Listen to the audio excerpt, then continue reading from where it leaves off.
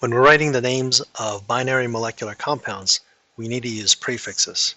And the reason is, unlike ionic compounds, we don't reduce these compounds because these molecules are discrete units of exact number of atoms in a molecule. So if you're able to reduce, you shouldn't, because the reduced form is a different molecule than its unreduced form.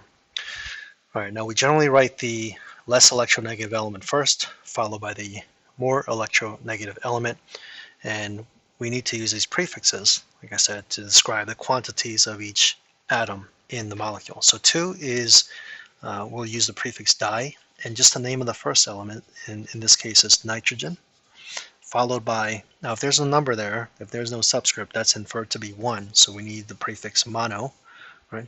Just memorize, you need to memorize these prefixes. Right, mono, and since oxygen begins with a vowel, we can just shorten that to oxide, right? And so the name of the second element, drop the ending and add an IDE to it. So there's the name of N2O. Right, next. Now phosphorus doesn't have a subscript, but if the first element has a prefix of mono, we can drop it. In other words, it wouldn't be monophosphorus. Phosphorus. Trichloride.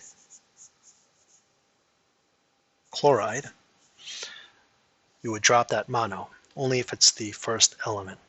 So the name of PCl3 is phosphorus trichloride. All right, let's continue. O has no subscript, so that's inferred to be 1, but we don't need to write mono if the first element is just 1, so it's oxygen difluoride. Right, di-sulfur, the name of the first element with the prefix, 10 is deca, and the name of the second element ending in IDE.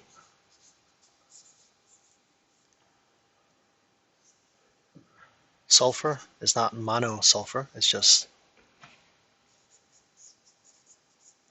tri is 3, oxide.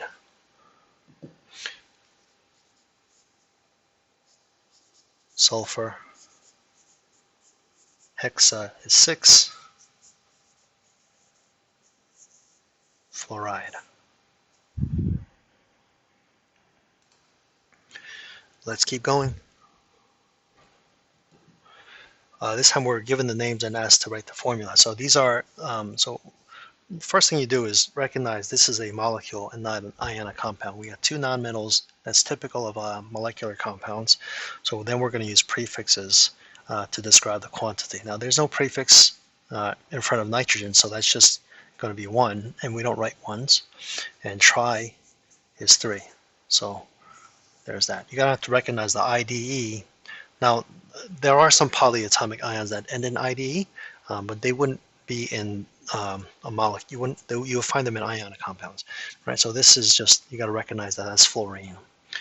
Okay, di means 2. So there's 2 sulfurs, and then chloride is chlorine, the Cl, and then there's 2 of them. All right, so you're at the point of our course where if you continue to write in all caps or all lowercase or flip-flop without any care, then you're going to lose some points here, because it's going to be so confusing. All right, here we go. Di means 2, so there's 2 nitrogens, and tetra means 4, so there's 4 oxygens. Do not reduce.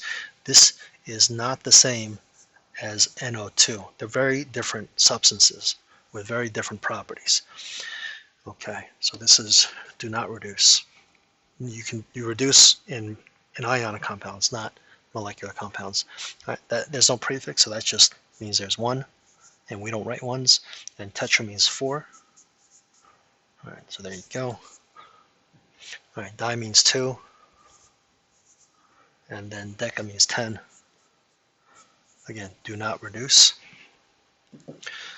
There's no prefix, so that's just 1. We don't write ones. Hepta means 7.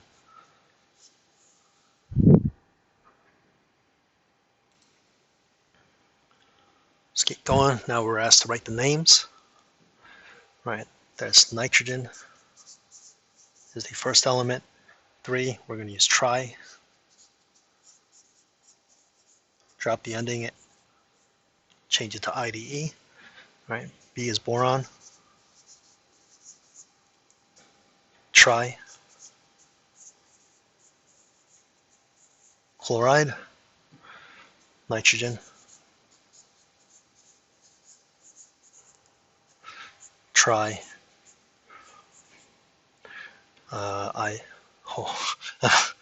Just getting in the give us 2 chlorines in a row. Just kept going with that. Tri. IO. IDE now. Iodide. Start paying attention. All right. Sulfur. They're not really making it hard yet. Tri. They're all tris so far. Oxide. Now, here we go. Something different. 2. We need a prefix there. Di. Nitrogen. Tetra.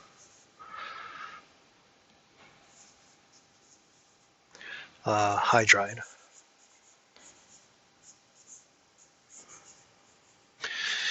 And dinitrogen.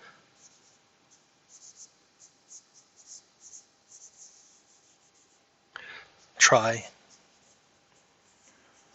So students usually find the molecular compounds much easier because you don't have to worry about charges. It's just the prefixes tells you the subscript. Okay, now we're asked to go the other way, given the names. All right, so there's no prefix here. So it's just P1, and then penta is 5.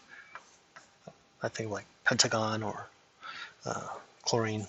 So PCl5. All right, there's no prefix there again, so it's just I. And then hepta is 7, so that's like that. Chlorine doesn't have a prefix, so it's Cl, and then tri is 3.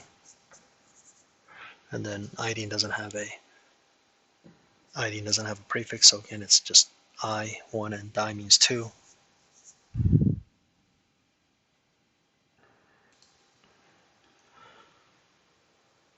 All right, we're almost done, I think. Write the formulas or names of these compounds. So a little mixed version here. So there's no subscript, so that means it's a 1, but we don't write mono if the first element is mono, so it's just carbon. Di is the prefix for 2. Right. Change sulfur to sulfide to end in IDE. All right, this one doesn't have a prefix, so we're going to have to start it with di. It's not chloride. It's the first element is the full name, dichlorine, and then hepta, heptoxide, right? Heptoxide, because oxygen starts with a vowel. Okay, carbon. It doesn't. We don't write ones, right? Tetra is 4, so there's 4 bromines. And di, that means there's 2 phosphoruses. And then trioxide is 3 oxygens.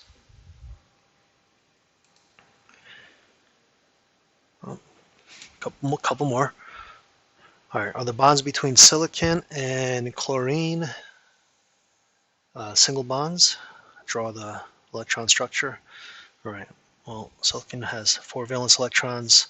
Well, we gotta write the formula first. That's the whole point of this. Silicon, tetra, right, so there it is. So silicon has 4 valence electrons, chlorine has 7. There's 4 of them. That's going to be 20 plus the 4 is 32. Silicon is less electronegative, but then the center is surrounded with the 4 chlorines. Connect them with the bonding pair, 2, 4, 6, 8. We're down to 24, and all 24 are going to go on the terminal chlorines to give them an octet. So yes, answer is yes. Justify by drawing, okay, we just did that. They're all single bonds. And then determine whether each of the following is a molecular compound or ionic compound. There's a couple ways you can do this, but on your test, you can simply use, if it's a metal nonmetal, then it's an ionic compound. So this is going to be molecular. So are we asked to write it? Let's write it. Write the name. So this is phosphorus. And you'll have to know if it's ionic or molecular because the rules are different for each of them. And so we're going to use prefixes here.